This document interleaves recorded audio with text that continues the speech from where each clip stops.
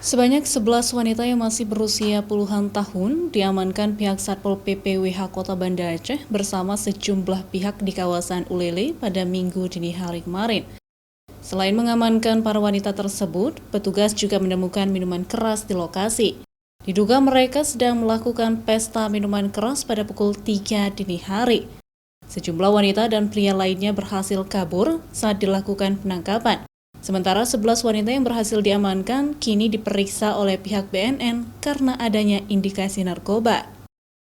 Pada malam Minggu dini hari jam 3 lewat menjelang pagi dan kita mengamankan 11 orang perempuan.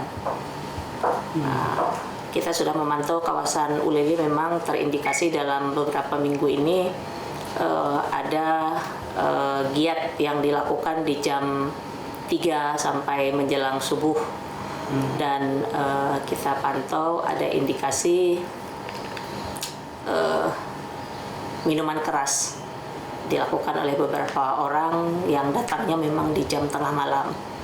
Nantinya bagi mereka yang terbukti konsumsi minuman keras akan dilakukan hukuman cambuk, sementara lainnya akan dilakukan pembinaan dan pengembalian ke orang tua, serta yang terbukti narkoba akan dilakukan tindak pidana oleh BNN. Syahril, Kompas TV, Banda Aceh.